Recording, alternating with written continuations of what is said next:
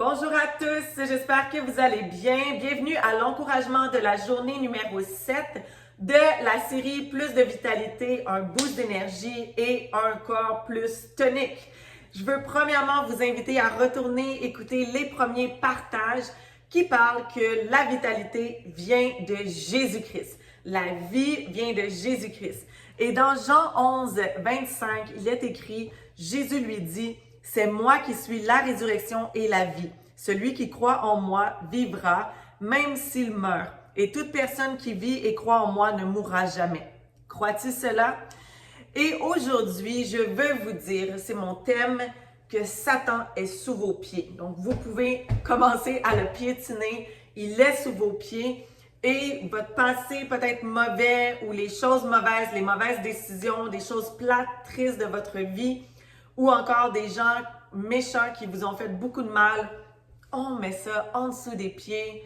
Et ensuite, je vais vous encourager à essuyer vos larmes aujourd'hui, à mettre vos épaules vers l'arrière, à regarder vers l'avant, à Jésus et à aller devant. On met nos habits de fête, comme j'ai dit dans l'autre vidéo. Et aussi, je vous parle aujourd'hui de connaître notre identité en Jésus-Christ, notre autorité en Jésus pour expérimenter sa vitalité, un boost d'énergie, car en fait, ça nous amène dans son repos, dans le repos de Dieu. La confiance en Dieu amène le repos. Et on peut simplement savoir que nous nous laissons porter par sa main puissante, qu'il marche avec nous à nos côtés. Je veux vous lire quelques passages dans la parole de Dieu pour commencer. On va lire dans Colossiens chapitre 2 et on va commencer à lire à partir du verset 6 et on va lire jusqu'à 15. Ça dit « Ainsi donc, tout comme vous avez accueilli le Seigneur Jésus-Christ, marchez en lui.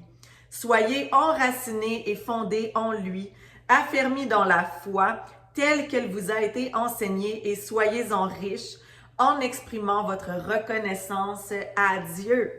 Faites attention que personne ne vous prenne au piège par la philosophie, par des tromperies sans fondement qui s'appuient sur la tradition des hommes, sur les principes élémentaires qui régissent le monde et non sur Jésus-Christ. En effet, c'est en lui qu'habite corporellement toute la plénitude de la divinité. Il est Dieu. Vous avez tout pleinement en lui. Quand on est en Jésus-Christ, nous avons tout pleinement en lui, qui est le chef de toute domination et de toute autorité. C'est en lui aussi que vous avez été circoncis d'une circoncision qui n'est pas faite de la main de l'homme, mais de la circoncision de Christ, qui consiste à vous dépouiller du corps de votre nature pécheresse. Donc, il nous a donné vraiment une nouvelle vie. Vous, en Jésus-Christ, vous avez été ensevelis avec lui par le baptême. Donc, on est passé de la mort à notre ancienne nature charnelle par le baptême. Et vous êtes aussi ressuscités en lui. Donc, nouvelle naissance par l'Esprit de Dieu et avec lui, par la foi en la puissance du Dieu qui l'a ressuscité. Bon, ma phrase est un peu pas bien lue. Vous qui étiez morts en raison de vos fautes et de l'incirconcision de votre corps, il vous a rendu à la vie avec lui. Il nous a pardonné toutes nos fautes. Il a effacé l'acte rédigé contre nous qui nous condamnait par ses prescriptions. Et il l'a annulé en le clouant à la croix. Il a ainsi dépouillé les dominations, les autorités, et les a données publiquement en spectacle, en triomphant d'elle par la croix. Amen. Tellement un passage puissant. Ensuite, on va lire dans Colossiens 1, versets 13 à 17. Et ça dit, on parle de Jésus, il nous a délivrés de la puissance des ténèbres et nous a transportés dans le royaume de son Fils bien-aimé, en qui nous sommes rachetés et pardonnés de nos péchés.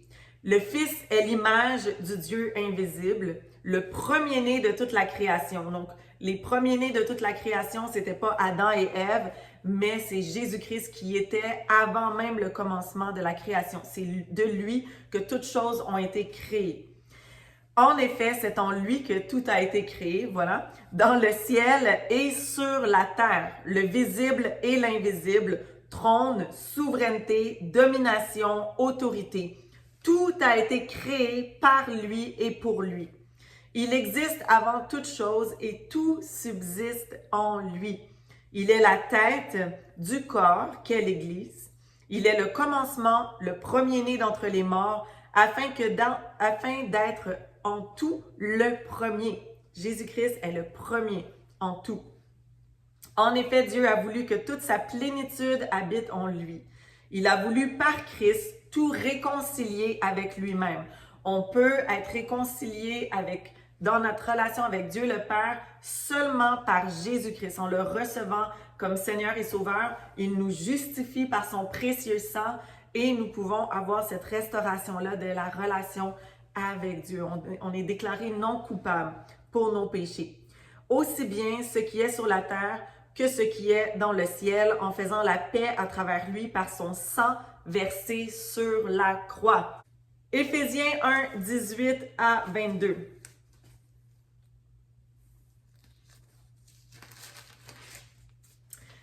Et ça dit, « Je prie qu'il illumine les yeux de votre cœur pour que vous sachiez quelle est l'espérance qui s'attache à son appel, quelle est la richesse de son glorieux héritage au milieu des saints, et quelle est l'infinie grandeur de sa puissance qui se manifeste avec efficacité par le pouvoir de sa force envers nous qui croyons. Cette puissance, il l'a déployée en Christ quand il l'a ressuscité et l'a fait asseoir à sa droite, à la droite du Père, dans les lieux célestes, au-dessus de toute domination, de toute autorité, de toute puissance, de toute souveraineté et de tout nom qui peut être nommé, non seulement dans le monde présent, mais encore dans le monde à venir. Il a tout mis, et là, attention, sous ses pieds. Et il l'a donné pour chef suprême à l'Église, qui est son corps, la plénitude de celui qui remplit tout en tout. Amen. Et parce que nous sommes de Dieu, quand on reçoit Jésus-Christ comme Seigneur et Sauveur, il vient habiter en nous. Je vous lis le passage dans 1 Jean 4,4 et ça dit « Vous, petits enfants, vous êtes de Dieu et vous avez vaincu ces prétendus prophètes parce que celui qui est en vous est plus grand que celui qui est dans le monde, Satan. » Donc, quand Dieu vient habiter en nous, là, ce que ça nous dit, c'est que son esprit est plus puissant. Jésus-Christ est plus puissant, celui qui habite en nous, que celui qui est dans le monde, Satan. On va lire ensuite dans le psaume 8. « Éternel notre Seigneur, que ton nom est magnifique sur toute la terre, ta majesté domine le ciel. Par la bouche des enfants et des nourrissons, tu as fondé ta gloire pour confondre tes adversaires, pour réduire au silence l'ennemi, l'homme avide de vengeance. Quand je contemple le ciel, œuvre de tes mains, la lune et les étoiles que tu y as placées, je dis, qu'est-ce que l'homme pour que tu te souviennes de lui et le Fils de l'homme pour que tu prennes soin de lui. Tu l'as fait de peu inférieur à Dieu et tu l'as couronné de gloire et d'honneur. Tu lui as donné la domination sur ce que tes mains ont fait. Tu as tout mis sous ses pieds. Amen. Les brebis comme les bœufs et même les animaux sauvages, les oiseaux du ciel et les poissons de la mer, tout ce qui parcourt les sentiers des mers. Éternel, notre Seigneur, que ton nom est magnifique sur toute la terre. Amen. Tellement. On va lire maintenant, dernier passage dans Matthieu 28. Matthieu 28 et ça va être au verset 16. Matthieu 28, verset 16, et ça dit, « Les 11 disciples allèrent en Galilée sur la montagne que Jésus leur avait désignée. Quand ils le virent, ils se prosternèrent devant lui, mais quelques-uns eurent des doutes. Jésus s'approcha et leur dit, « Tout pouvoir m'a été donné dans le ciel et sur la terre. Allez donc! » Faites de toutes les nations des disciples, baptisez-les au nom du Père, du Fils et du Saint-Esprit et enseignez-leur à mettre en pratique tout ce que je vous ai prescrit. Et moi, je suis avec vous tous les jours jusqu'à la fin du monde. Amen. Alors, je veux juste affirmer encore une fois, déclarer, Jésus est le plus fort, il est le plus puissant, il est le nom au-dessus de tous les noms, il est le Seigneur des seigneurs, il est le roi des rois. Et il a vaincu Satan, il a vaincu la mort et il est sous nos pieds. Amen. Je veux vous partager aussi un petit résumé de l'histoire de David dans la Bible, qui est super inspirante aussi pour parler de ce sujet-là. Et en fait, David était un simple berger. Il a été méprisé par son frère, ignoré par le roi. Il eut des combats à affronter qui étaient beaucoup plus grands que lui. Il s'est battu contre un lion, contre le géant Goliath.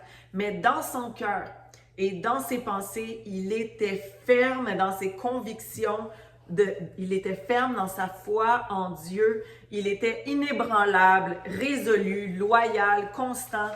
Et il savait en fait qu'il avait déjà la victoire, que Dieu était avec lui, qu'il était protégé, qu'il allait au nom du Seigneur combattre contre Goliath, combattre contre le lion, et Dieu le guidait.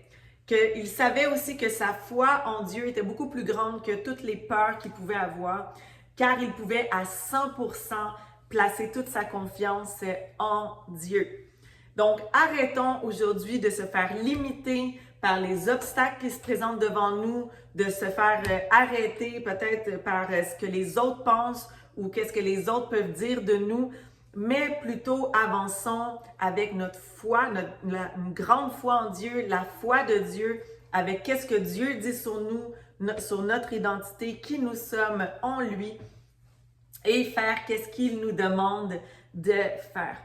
Donc, David s'est fait dire qu'il n'était pas à la hauteur, il s'est fait ridiculiser, moquer, les gens ont douté de lui, mais lui, il savait qui il était et avec qui il marchait. Galates 2:20 dit « J'ai été crucifié avec Christ, ce n'est plus moi qui vis, c'est Christ qui vit en moi.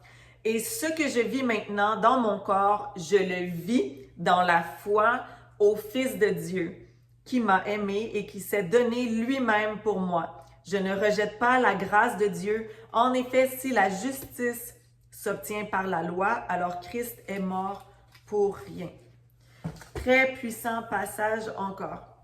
Et je veux vous dire aussi que peu importe ce qui a été envoyé contre vous, en fait, les erreurs, les échecs du passé, Jésus-Christ est le plus puissant. Il faut se voir assise avec lui dans les lieux célestes, dans toute sa puissance, et que l'ennemi est sous nos pieds. On peut avoir l'assurance que Jésus aussi est bon, qu'il vous aime, il est pour vous. Et en terminant, je veux vous lire un texte, juste un petit bout de texte de Kenneth Hagin, publié par EMCI TV. Ça disait « J'ai entendu dire que si nous avions quoi que ce soit à communiquer à Satan, nous devrions l'écrire sur la semelle de nos chaussures, donc sous nos pieds. L'ennemi, Satan, est sous nos pieds. » Alors maintenant, on va faire un exercice. Vous allez prendre votre soulier et vous allez premièrement écrire toutes ces choses-là qui viennent, des choses pas bonnes. On va les piétiner aujourd'hui. Donc, le premier qui devrait être écrit sous la semelle de votre soulier, c'est Satan. Donc, vous écrivez son nom. S'il y a des dettes, s'il y a des injustices, des choses pas le fun qui sont arrivées, vous pouvez écrire toutes ces choses-là qu'aujourd'hui, vous voulez garder en dessous de vos pieds pour être capable d'avancer. Alors, vous les écrivez sous votre soulier. Et ensuite, vous remettez votre soulier. Gloire à Jésus. Et on va mettre une bonne musique.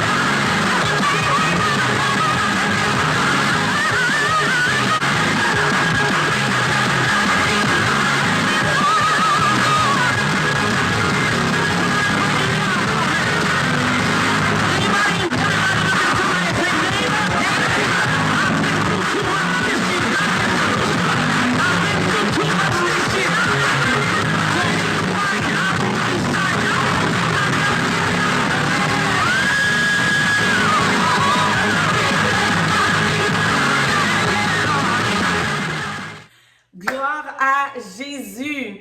Alors aujourd'hui, je veux qu'on se souvienne que toutes ces choses-là, les choses envoyées du monde des ténèbres, Satan et ses démons, se trouvent sous les pieds. Amen. Et en terminant, je veux aussi vous inviter à recevoir Jésus-Christ comme Seigneur et Sauveur. Peut-être que c'était la première fois que vous entendiez parler de Jésus de cette façon-là, ou peut-être que c'était la première fois que vous entendiez parler de Jésus tout court. Et il vous aime d'un amour inconditionnel et d'un amour éternel, et il vous attire à lui aujourd'hui. Vous voulez avoir cette victoire-là, ce repos-là, savoir que Satan est sous vos pieds, c'est en recevant Jésus-Christ comme Seigneur et Sauveur. Vous savez, on est tous nés pécheurs, on a tous été privés de la gloire de Dieu et le salaire du péché, c'est la mort, c'est la perdition, c'est l'enfer. Mais Dieu, dans tout l'amour qu'il avait pour nous, il a donné son Fils unique, Jésus, prendre notre place à la croix, la punition, la mort qu'on méritait, il l'a pris sur lui. Son précieux sang a été versé, il a été enseveli et il est ressuscité des morts. Il est bien vivant aujourd'hui et il revient bientôt. Et je veux vous dire qu'il frappe à la porte de votre cœur. Et pour le recevoir, en fait, c'est tellement simple. Il faut croire simplement dans notre cœur que Jésus-Christ est le Fils de Dieu, qu'il est venu dans la chair, qu'il est mort à la croix pour vos péchés, qu'il a versé son sang pour vous, qu'il est ressuscité des morts et qu'il est bien vivant aujourd'hui. Et il faut aussi se repentir, prendre la décision de se détourner des voies qu'on marchait sans lui, se détourner du péché et se tourner avec tout notre cœur vers Jésus, lui donner toute notre vie, le volant, le contrôle de notre vie, se soumettre vraiment à toute sa volonté. Et la parole de Dieu dit que tous ceux qui feront appel à lui seront sauvés. Aujourd'hui, je vous offre la possibilité de le recevoir. Alors fermez vos yeux et confessez avec moi Jésus-Christ. Je vais vous guider dans la prière pour le recevoir. Vous pouvez répéter: Père céleste, je te demande pardon pour mes péchés. Jésus, je crois que tu es le Fils de Dieu. Je te reçois comme Seigneur et Sauveur. Je crois que tu es mort à la croix pour mes péchés, que tu es ressuscité des morts et que tu es bien vivant aujourd'hui.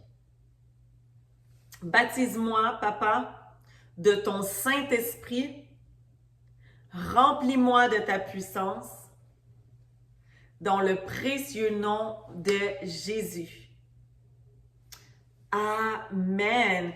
Félicitations, vous avez pris la meilleure décision de toute votre vie en ayant reçu Jésus-Christ comme Seigneur et Sauveur. Écrivez-moi si vous avez pris cette décision-là. Je veux vous connecter à une église locale, vous donner un petit booklet qui vous parle de vos prochains pas avec Jésus et aussi vous donner une Bible. Soyez super bénis. On se voit au prochain encouragement.